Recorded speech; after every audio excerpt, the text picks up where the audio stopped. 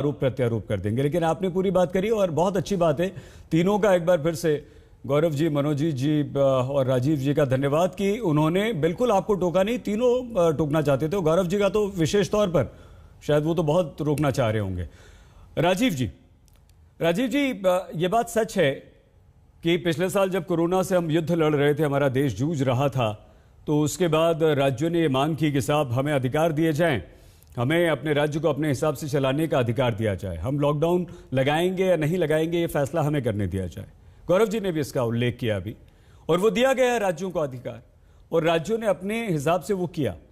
आपको लगता है राजीव जी कि इसका फायदा हुआ, और जो आप कर रहे हैं, जो राज्यों ने किया, वो कहीं ना कहीं ठीक था या एक सही दिशा में वो बढ़ रहे थे या नहीं?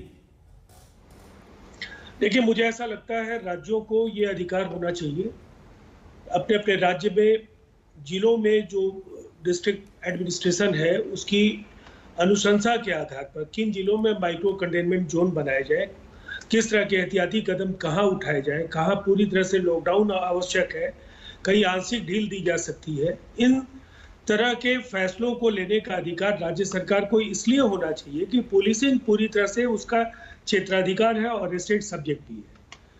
तो लॉकडाउन में पुलिसिंग का रोल बहुत ही इंपॉर्टेंट है।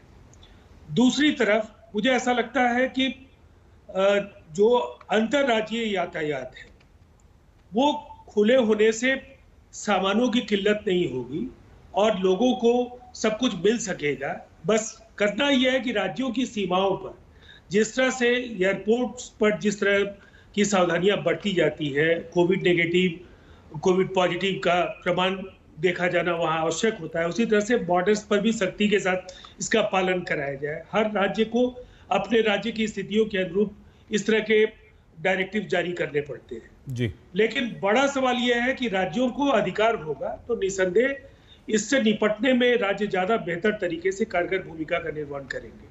लेकिन मैं एक बात जरूर कहना चाहूंगा, लॉकडाउन का फायदा तो निसंदेह हुआ है, आंकड़ों से इस सच को झुटलाया नहीं जा सकता है।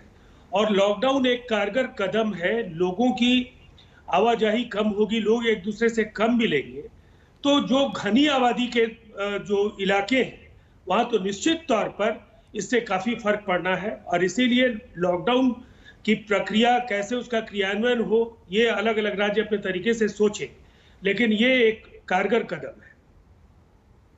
कारगर कदम राजीव रंजन जी से बता रहे हैं, ये बहुत अच्छी बात है, लेकिन कुछ सुझाव भी यहाँ पर आपके आए, वो भी अच्छी बात है। मनोजीत जी, जैसे ही ममता बनर्जी ने शपथ ली तो उन्होंने एक बहुत अच्छी बात कही कि उनकी प्राथमिकता कोरोना से लड़ना है, और इससे एक राहत मिली कि जो आरोप आपके बंगाल पे लगातार लग रहे थे कि आप लोग जबरदस्त रैलियां कर रहे हैं, सिर्फ आप नहीं, विभिन्न राजनीतिक दल वहां रैलियां कर रहे हैं और बंगाल कोरोना को भूल चुका है और इस चुनाव के बाद बंगाल में कोरोना विस्फोट होगा।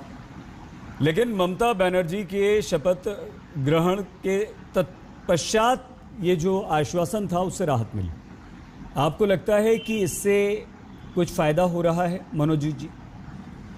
बिल्कुल। देखिए, एक हफ्ता पहले ही हमने एक तरह का लॉकडाउन यहाँ घोषित कर दिया था।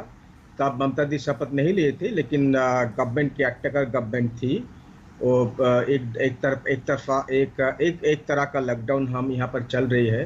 केसेस भी कम होते जा रहे हैं, लेकिन अभी तक उतना कम नहीं हुए हैं। अभी 18-20 के आसपास हम चल रहे हैं, करीब 65,000 के हम टेस्ट यहाँ पर कर रहे हैं। लेकिन जो हालत है, ये हालत खराब हो सकते हैं, इसलिए हम बहुत सारा प्रिकॉशन ले चुका है। कैसे हम ये बात, मेरा एक छोटा सा मैं आपको एग्जांपल दे रहा हूँ। जो मेरा यूनिवर्सिटी है, जादवपुर यूनिवर्सिटी, वह हमने एक सेफ हाउस बनाने की कोशिश किया है, और सरकार को हमने लिख के, सरकार ने तुरंत हम लोगों को परमिशन दे दिया है।